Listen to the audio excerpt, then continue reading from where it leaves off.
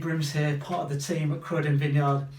It's fantastic to be with you, and I just wanted to share a few brief thoughts to help you to pray at this time. It is a time to pray, isn't it? With everything that's going on, global pandemic, national emergency, personal pressure, financial problems, change of routine, homeschooling, elderly parents, everything else that's going on. It is a time to pray. And yet, I don't know about you, but it can feel like quite a difficult time to pray.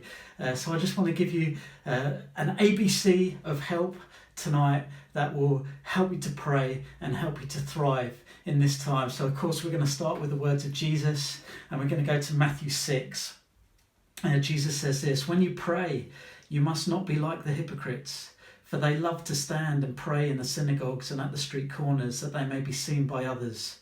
Truly I say to you, they have received their reward." So good news, you're already following this command. We can't go out, we can't stand on the street corners, so tick that box. But here's the next bit, the key bit. "But when you pray, go into your room and shut the door and pray to your Father who is in secret, and your Father who sees in secret will reward you." So when you pray, get on lockdown, go into your room, shut the door and pray to the Father who is unseen. So how do we actually do that? I'm going to give you an ABC. A is for appointment. A is for appointment. I really encourage you to make a daily appointment with the Lord. At this time when we're having to social distance or self-isolate away from so many people that are so close to us, so important to us, there is one from whom we do not have to social distance. There is one from whom we mustn't self-isolate, and that is the most important person there is, the King of Kings, the Lord of Lords. His name is Jesus. You can welcome him into your home. You can welcome him into your room. He can be there closer than a brother, right with you. So at this time when our schedule is all thrown up in the air and we're wondering, how do I fit in work? How do I fit in exercise? How do I sort these kids out? How do I stay healthy and stay sane? And as the news is crowding in on me, I encourage you, as you're organising your life in this new reality, make sure you make a daily appointment with the King of Kings and Lord of Lords. His name is Jesus. Don't get to the end of this lockdown, whether it's a short time or whether it's a long time, and think, well, I completed my Netflix watch list, or I Marie Kondoed my home out of all recognition, or I connected with people through Zoom, however good that may be. I believe many of us can get to the end of this time and say, do you know what? It was testing, it was trying, but I learned how to pray. I got close to the Lord. I was walking with him before, but this pushed me into daily appointments with the Lord, and it changed my life because he met me when I couldn't meet others. He met with me.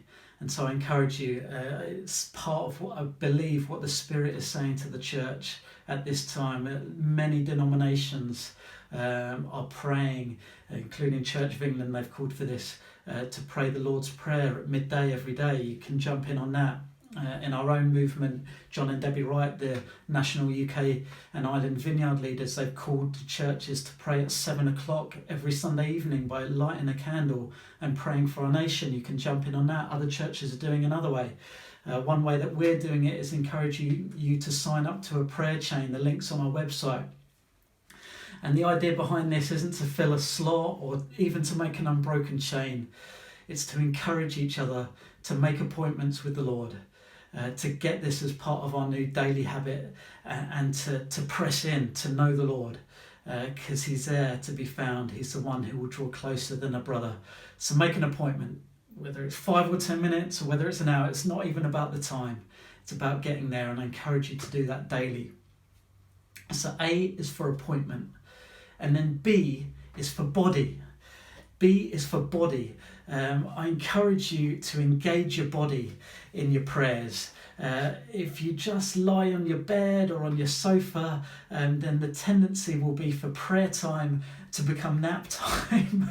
And I'm for naps. I am massively for naps. Jesus napped.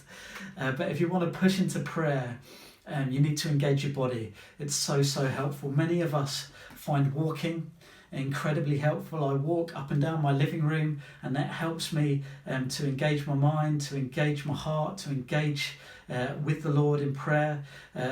The scripture is full of different examples of people engaging their body, whether it be the prophets prostrating themselves, whether it be kneeling in prayer, whether it be Jesus lifting his eyes and his head to heaven, whether it be Paul exhorting the church to lift holy hands in prayer, whether it be following the example of the psalmist, singing and clapping and shouting and dancing.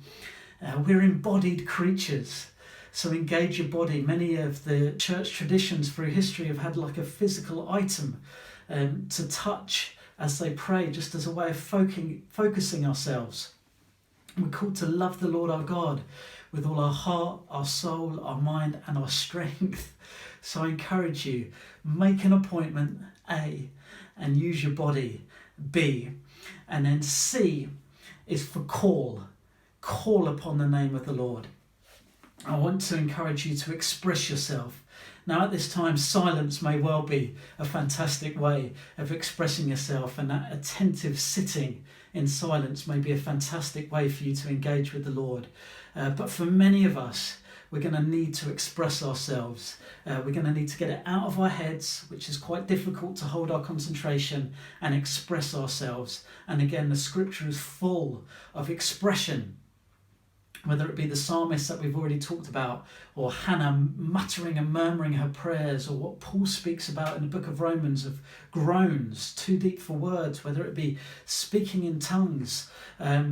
Many of us find writing our prayers out very, very helpful, just to focus our thoughts and to focus our prayers. I remember when I was a teenager, I used to get home from school after I became a Christian and just write "Dear God" at the top of a page, and then write out a page, because I just didn't feel confident speaking. But it got it out, and it meant that I could say to the Lord, I've prayed and you've seen that I've seen that you've seen, and this has actually happened.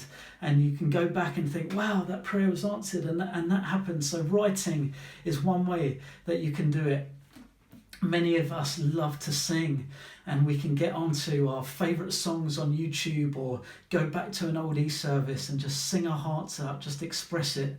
Some of you songwriters, it's a time for you guys to get some songs out, to sing, some just for Jesus and others to share with the church. You artists, it's a time to get those canvases out and to paint your prayer to the Lord. You poets, it's a time to express your poetry and to pour it out before the Lord, to pour yourself out like a cup, to call upon the name of the Lord, to not just have this silent, seated, solo thing, but to give ourselves unto the Lord. And you're going to find that really, really, really helpful. So make an appointment day by day.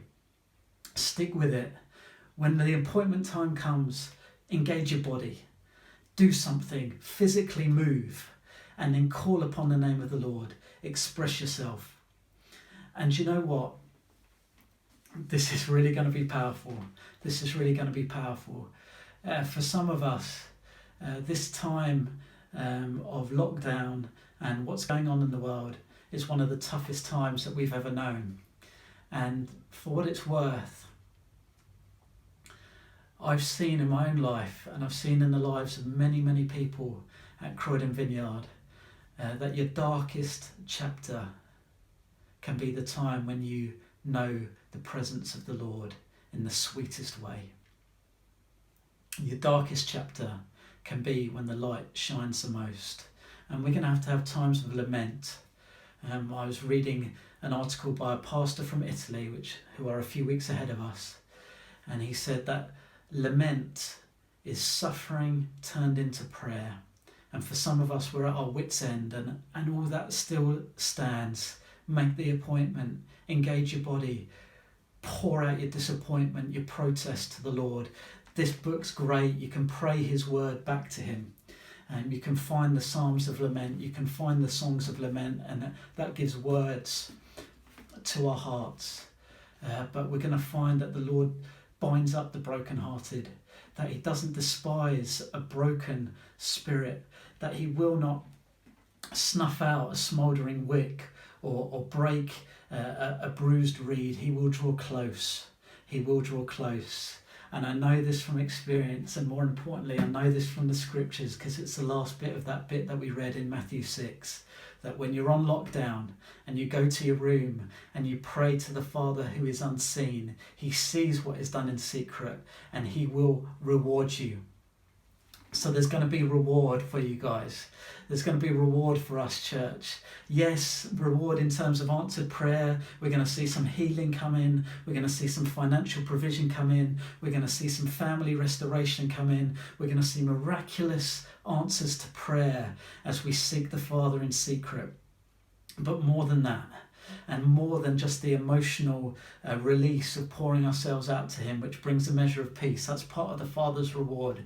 But you know what? I think the really juicy bit of the Father's reward is that connection with him. That as we give ourselves to prayer in a new way and in a fresh way in times of trouble, as we call upon his name, we will be saved, and we will experience that salvation in a deeper and more profound way than we've ever done before. So Matthew 6, ABC, appointment, body, call upon the name of the Lord, and we'll receive the Father's reward. Love you guys so much. Missing you. I'm praying for you. Please pray for me, and we'll see you soon. Stay safe.